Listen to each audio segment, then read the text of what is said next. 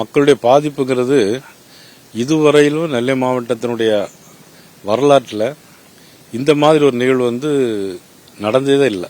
எல்லாரும் பெரியவங்க என்ன சொல்றாங்கன்னா 150 வருஷத்துக்கு முன்னால இது மாதிரி நடந்திருக்கிறதாக சொல்றாங்க. யாரும் எந்த அளவுக்கு சேதம் அப்படிங்கிறது சொல்ல தெரியல. காரணம் 150 வருஷத்துக்கு முன்னால அவ்வளவு மக்கள் தொகை ஜனத்தொகை இவ்வளவு கிடையாது. இன்னைக்கு இந்த 150 வருஷத்துலயும் கிட்டத்தட்ட 20-30 மடங்கு மக்கள் தொகை ஜாஸ்தி.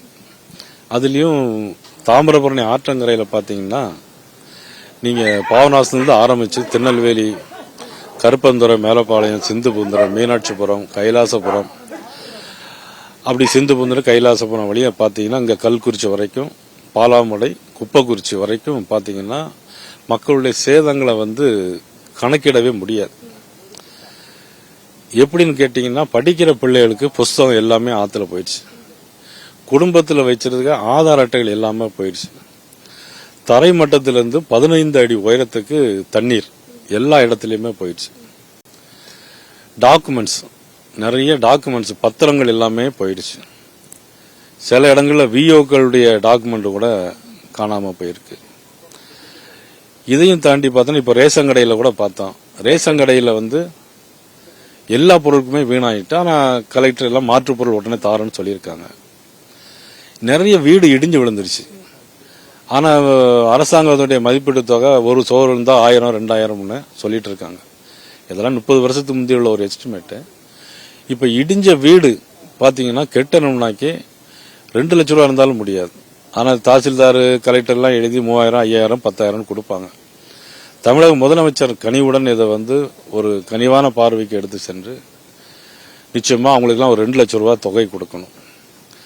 பாதிக்கப்பட்ட ஒவ்வொருவருக்கும் ஒரு 25,000 ரூபாய் மினிமம் கொடுக்கணும். இது அரசியலே கிடையாது. இது நான் அரசியலா சொல்லல.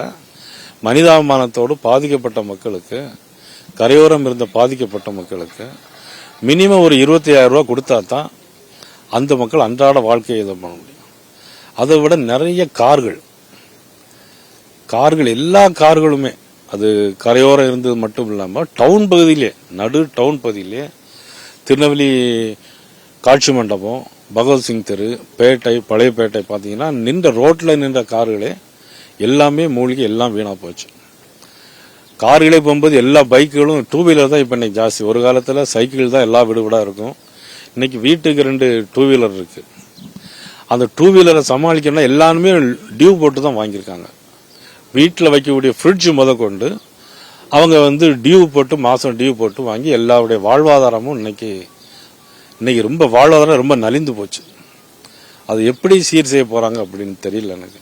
நிச்சயமாக மீண்டும் அமைச்சர்களை அனுப்பி இங்கேயே தங்கியிருந்து இந்த பணிகளை முடுக்கிவிட்டு வாழ்வாதாரம் பாதிக்கப்பட்ட மக்களுக்கு சாலைகள் உடனடியாக செப்பனிடணும்.